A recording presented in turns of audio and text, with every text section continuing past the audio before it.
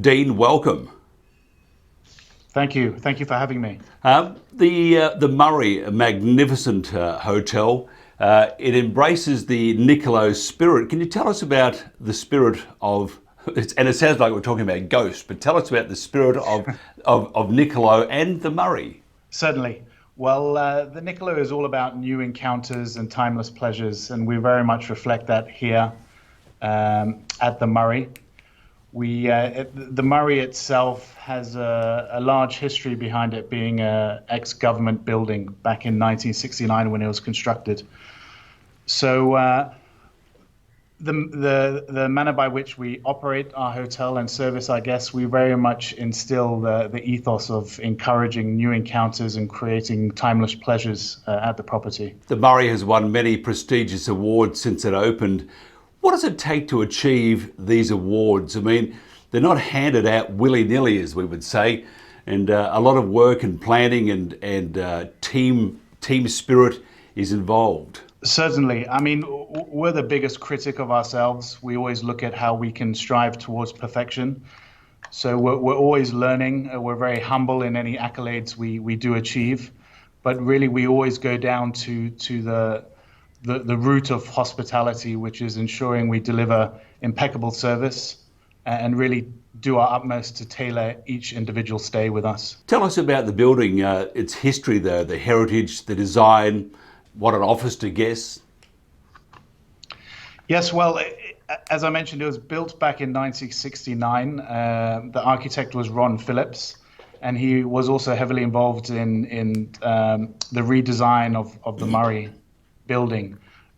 So we work with Foster and Partners in regards to keeping the integrity of the building intact. Now, the Murray renovation was one of 7 conserving initiatives as part of the Hong Kong government.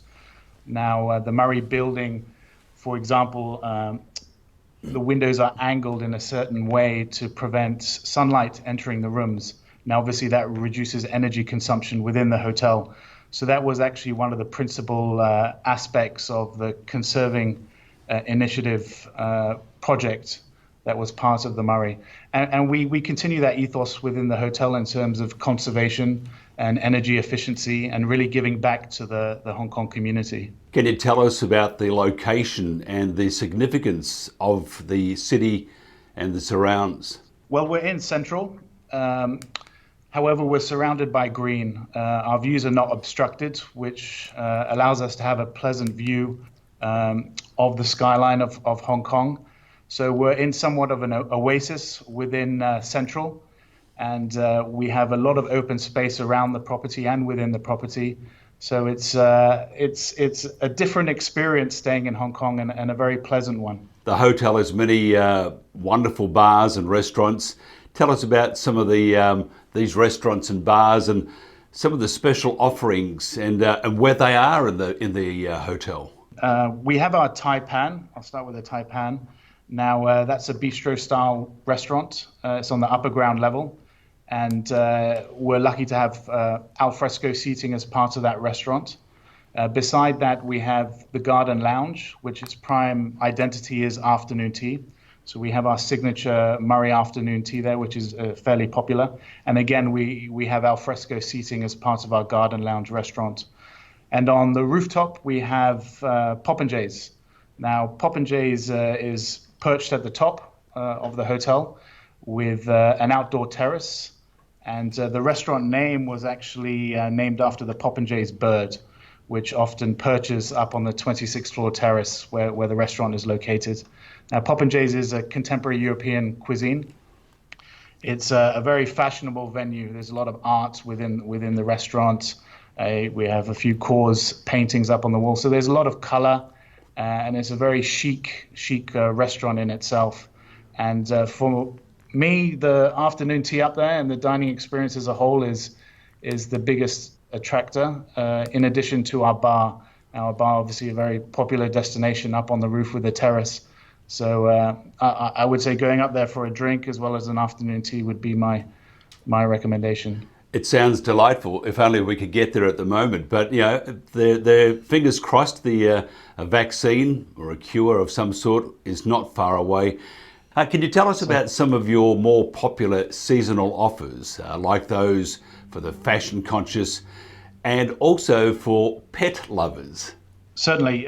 Well, the afternoon tea in Popinjays is very much a popular destination for the fashionistas, let's say, a very Instagrammable restaurant in itself.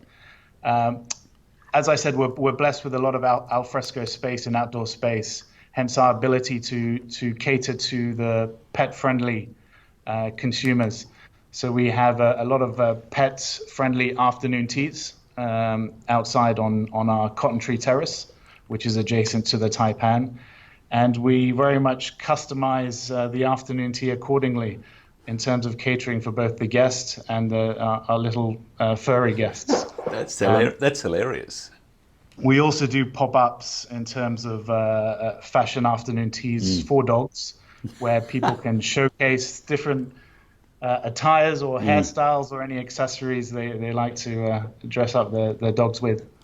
And do you get often recommendations from other dogs suggesting that this is the place to pop in for an afternoon tea? Yes, I mean we do our utmost to get feedback from our dogs.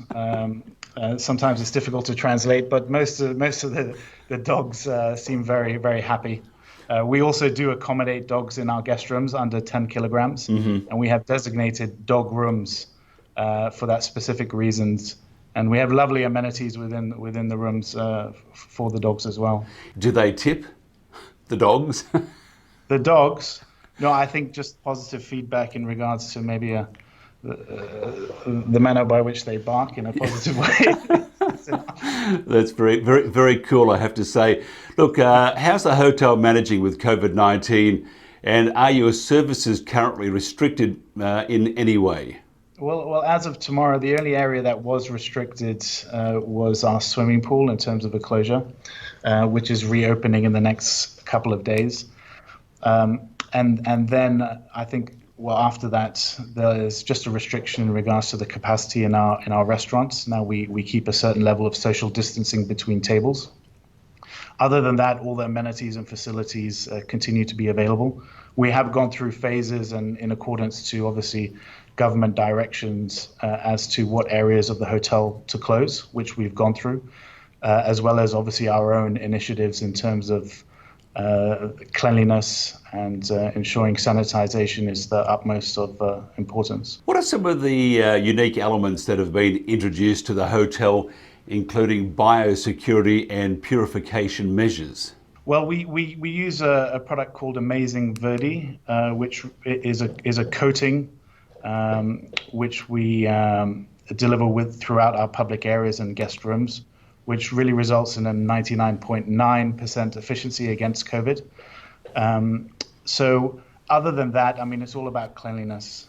So housekeeping plays an integral role. Also sanitization of our back of house areas frequently.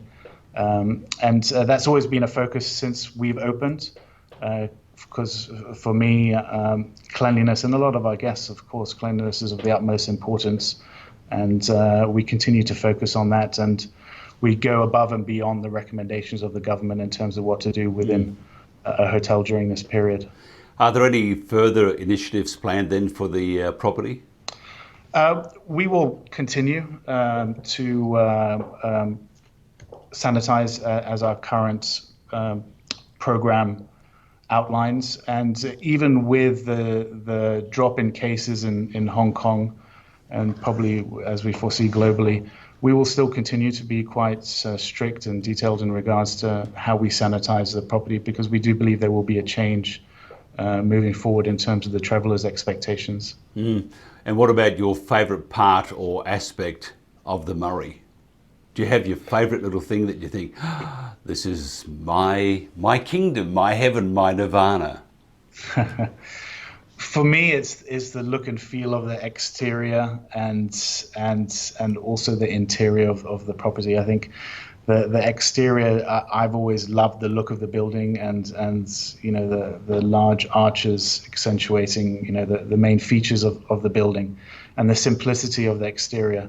And inside, when you walk in, it's really what Foster's and Partners have done is really created that chic, luxury, contemporary feel, which it's minimalistic yet luxurious in many aspects. So for me, yeah, it's very much the visual aspect of the property, which I'm very fond of, and a lot of outdoor space in the building. So allows a lot of guests to wander around, which is not common in Hong Kong. If you had a suggestion for someone that was in Hong Kong or thinking about going to Hong Kong, and they said, look, we would like to go to your property and have a cocktail. Okay, this is going to put you on the spot. This is one of those gotcha moments. What cocktail would you suggest, and where should they have that cocktail? Well, I would recommend Popinjay's on the roof. So I think being perched out on the terrace on a lovely day with a view of the Hong Kong skyline and sipping on, it's called a Popinjay's Flight, if I believe. It's a popular cocktail up there.